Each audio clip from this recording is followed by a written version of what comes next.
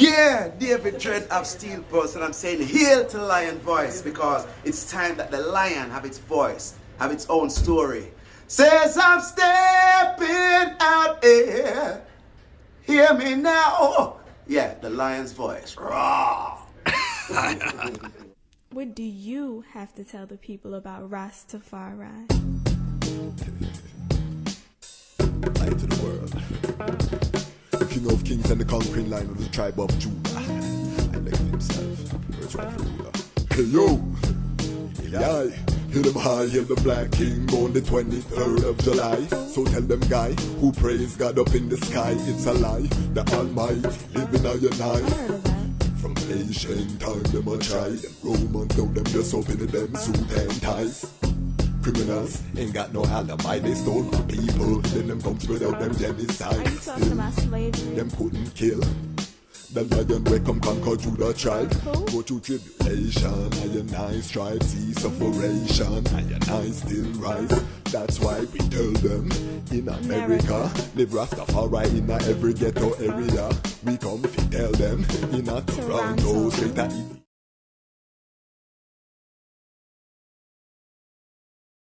Before we go any further, I want to just go into these clips again for my Rastafari family, Panafrican family. I think it's important that we hear the Ethiopian perspectives on these things.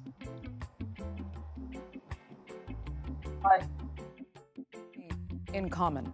Is that not correct? Yes, Andrea. Essentially, the war in northern Ethiopia implicated the Amhara forces because they were fighting in self-defense.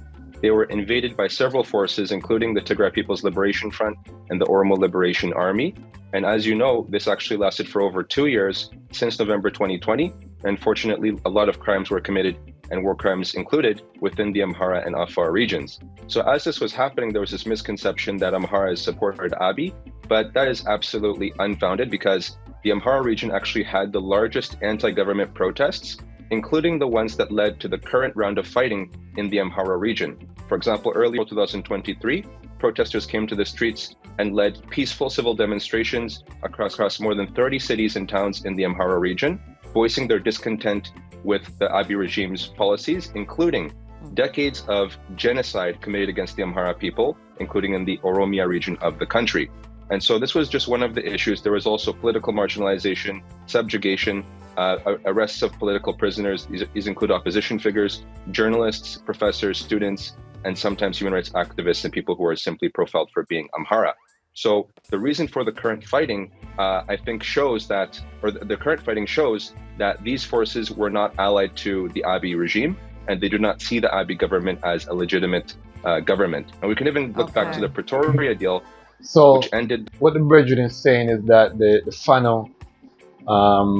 FANO forces are not looking at this government as legitimate, and even though they worked with the government against Tigray, when Tigray had the uprising, they were really fighting to defend their own interests, and that they were not in support of the government. People will argue that point, but it's important to know these parts. And when we talk about Amhara, for those who are within the history, and we're going to go into Haile Selassie, Ethiopia, we're talking about Showa.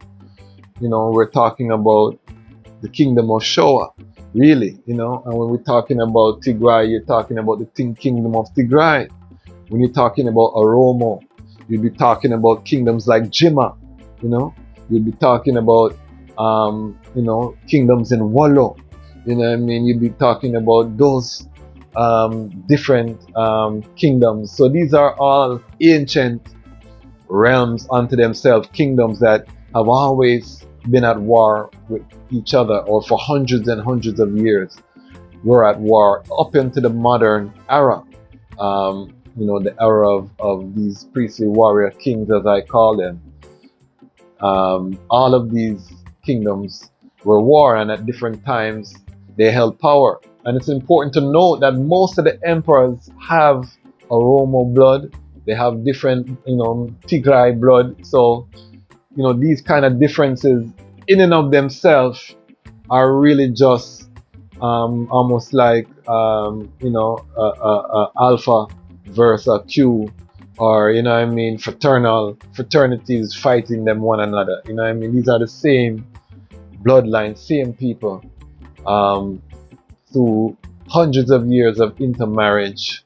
You know, in Ethiopia, the bloodlines are all, you know, more closely aligned than they are distinct, and that has been proven scientifically. But let us continue. Ended the war in northern Ethiopia, in which Amharas called for independent representation to promote justice and accountability and to look after their interests because they did not trust the Abiy government to do that for them. And they were not really included in the Pretoria Agreement, so they seem to feel that they were kind of thrown under the bus in that process by not being really... So, the Pretoria Agreement that she's talking about was an agreement that was signed by the peace talks between the Tigray, TPLF, Tigray Liberation Front, and the Abiy government. There was a peace that was meted out in Pretoria in South Africa, peace accord, the fighting ceased. So that's what they're talking about there. Be able to participate. So help us understand then how much you think the FANO forces now really represent all Amaran people. Are they united around the cause that the FANO are now going to battle for? Certainly, the FANO, when we talk about the FANO, it's important to understand these are everyday men and women who have taken up private arms. These are their own private arms, oftentimes very outdated rifles, for the self-defense of their communities. And this is a cultural practice by the Amhara people that dates back many centuries, including from the time of the Second World War, when Ethiopia was actually invaded by fascist Italy. And so the FANO took up arms to defend their homes. And this is what we're seeing currently, as the Abiy regime has waged a genocidal war on the Amhara region. And this is waged on for many months now. But what's interesting is that the FANO are actually seen as the only reliable mechanism to look after the safety and protection of the Amhara people. They do not trust federal forces to do this for them, as over the past 5 to 6 years, the federal forces have not only failed to protect Amharas throughout the country, but have actually been complicit in the human rights violations against them. Okay. So the FANO are essentially seen as freedom fighters, not as, just your regular type of militia group that is how they're somehow portrayed to be at times. Let me turn to Gebre Christos, because the fear, as you know, among Amara is that without their militia... Yeah, that name, the Gebre Christos, and I see the brethren, you're going to see him, he has locks, it look like too. These are all Ethiopians abroad. We like to hear the different perspectives, you know what I mean, so that we can, add some nuance as we are looking, because again, this is geopolitics on the chessboard. They're trying their best to destabilize Ethiopia. This started when they brought in this ethnic constitution. His Majesty warned them, do not divide Ethiopia by tribal lines. That was one of the things that was, from the granting of the first constitution. And they didn't listen. And this is the natural, so we're seeing the natural conclusion, a cycle of endless war, divide and rule. So let's listen to this next brethren, because the first brethren obviously pro-FANO, but again, we want to have a balanced conversation, and then we're going to show from Menelik time, the rocky road that we have to travel. That Abiy Ahmed is trying to integrate into the national forces, they will be left more vulnerable to attacks by other surrounding forces, mainly Tigrayans. Would they be more vulnerable? No, they wouldn't. The Amharas have never been really threatened by Tigrayans. I think it's just important to understand what is at the heart of the Amhara discontent. It's not what my colleague here is saying, but it's just the reduction of the Amhara dominance. I just want to say I love how they are respectful, and you'll see that how the interaction. Sometimes I've watched these back and forth with Ethiopian family, and it can get very contentious. They all had different points and they were very respectful. So love that. We just did want to say that. Dominance in Ethiopia in 1991 and the installment of the federal order that has basically been the central point of Amhara discontent, because that meant that they lost. Well, not lost actually, they still are, but the undisputed dominance that they had before, controlling the entire Ethiopia as they wish, and everyone else doing their bidding, is the central point in this argument. And so towards regaining that, they have done. So I want to address that. So you can see a little bias there, because he's saying that Amhara want to control the whole country, have everybody doing their bidding. We can't ignore that Emperor Johannes was from Tigray. He did, he governed in the same way emperors of old. Emperor Tewodros was not from Amhara region either. Coming from Rasta. So, it's a little bit disingenuous to say like it's just the Amhara. This is the for those who watch Game of Thrones, whoever sit in that seat historically, in that throne of David, governed the realm, governed the empire, and the empire was made of many nations. This is what we have to understand. It was evolved into a nation state, but this is the ancient empire of Ethiopia. So to say that it's just an Amhara thing, and then also remember, Haile Selassie have Tigray. If you look in his background through Ras Makonnen, he has Guragi, he has Aromo.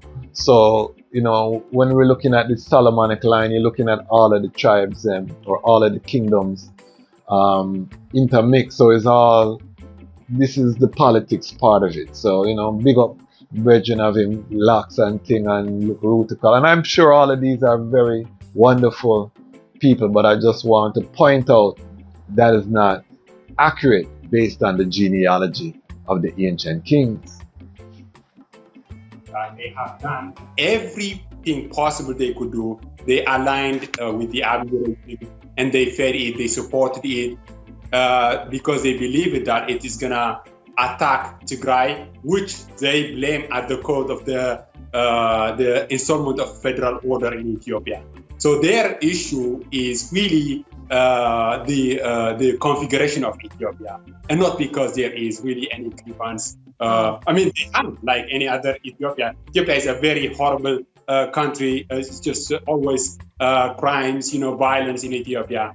But the Amhara has a unique demand, and that is the Amhara elite. In this case, when I say Amhara, to regain the lost influence, the lost power. And now they were supporting until now Abiy Ahmed, and now they feel like they have attained what they wanted in Tigray. Okay. This for them. Right. Robel seems to think they were never supporting Abiy Ahmed, regardless of what the impression from the outside might be, because they did fight against the Tigrayans somewhat together. And to be fair, I think that Prime Minister Abiy was supported widely when he first came to power. That was the energy, we felt here in Washington, D.C. Region. Now, I don't know, I can't speak on the ground what were the facts. I think everyone was hopeful, at least initially.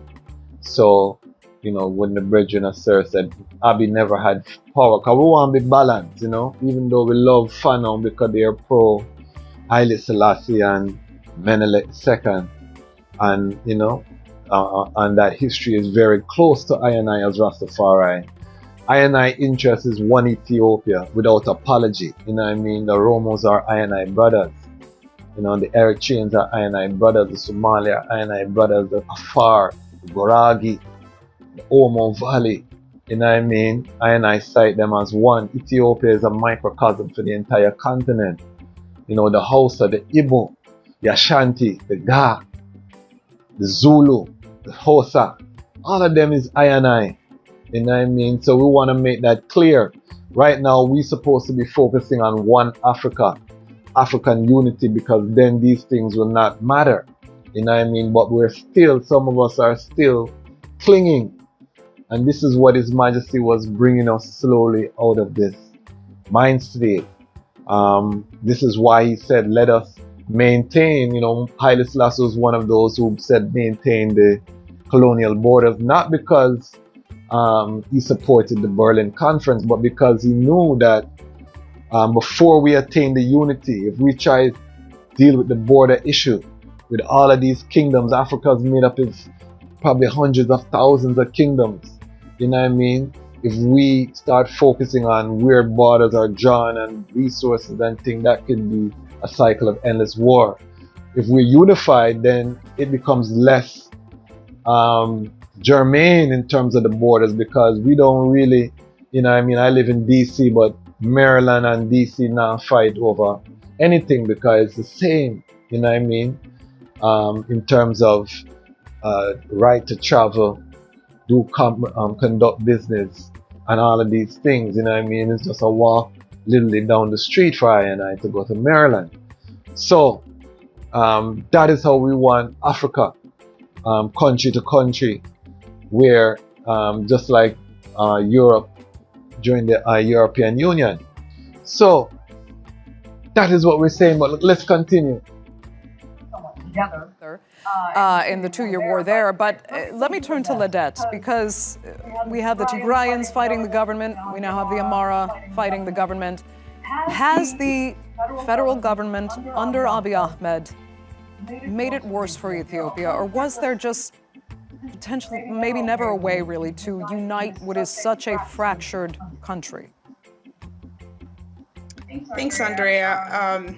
I think the Abiy administration is historically the first government that was brought by the power of the people.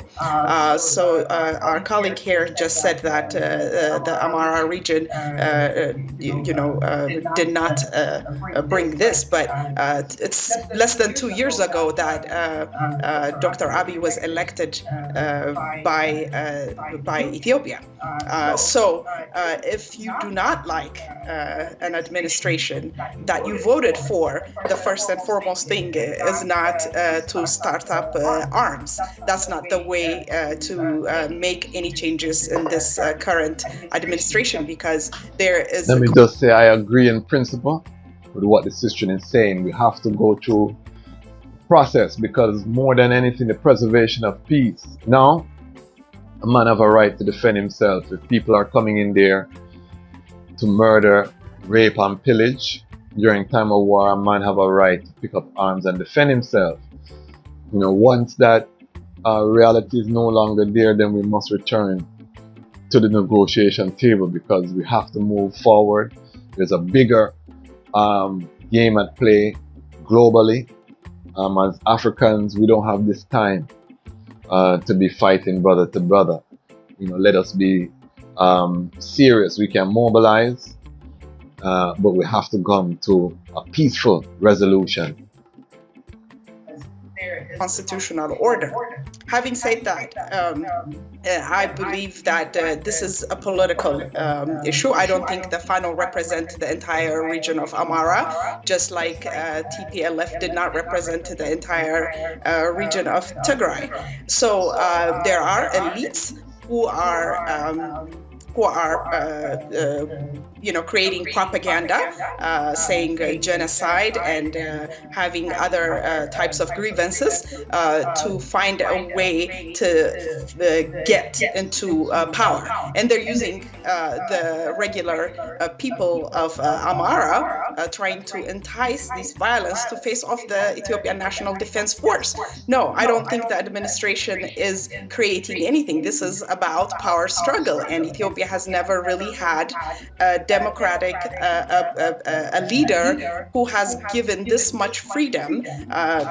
Independent institutions are being created, and they are viable. They're not totally They're not totally where they could be, but it's definitely the start. And this is a historical time for Ethiopia. So we're going to have elites from different parts of the world, whether it's Oromo, Amara, or any other ethnic group, who are trying to fight to gain some power. And in this case, if we're talking about the Amara region, the elites are using a rhetoric such as we are the owners of this country, we're the owners of Ethiopia, we are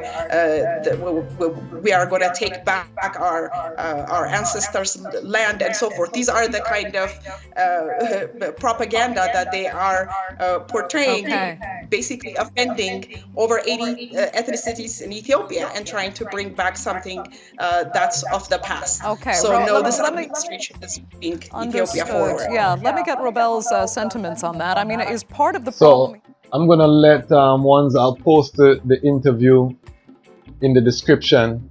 I just wanted to give some context around the reasoning, so one can hear the different sides, and that is not just cut and dry, because all of them sound reasonable. I will say that Ethiopia needs to get rid of the ethnic constitution, one Ethiopia. You know what I mean? It cannot divide the nation by the tribal line.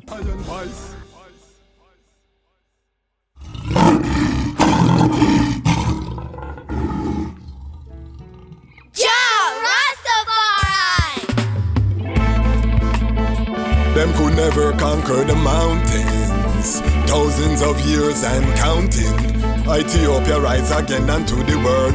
Now we are announcing. Them a plan for war, we a plan for peace. And now we see them wanna go dismantle the base. When the trumpet sound and the violence cease, how we say one go build up the cities. Well, them a plan for war, we a plan for peace. And now we see them wanna go dismantle the base. Rastafari crown as the Prince of Peace. Him tell the youths them fi build up them countries. Well, solar energy that them a see. The whole city powered by the sun's energy. The road them make out of hemp and concrete. Neighborhoods full of fruit trees that taste sweet. The youths put down them guns, them harvest and a reap. The beautiful gardens will line every street. Tired of the bloodshed, them done with the beef. Not even animals feed them burn out the meat. Where people say Haile Selassie, I see Nile. When they see say him a treat the dirt like a child. Peace on earth from the banks of the Nile. That's why we giving thanks in style. See say Babylon a weapon, them a stockpile. Babylon a wicked, kill them brother and smile. Lion, Babylon a reptile. Them a plant fish, shed blood, we got plans for the soil.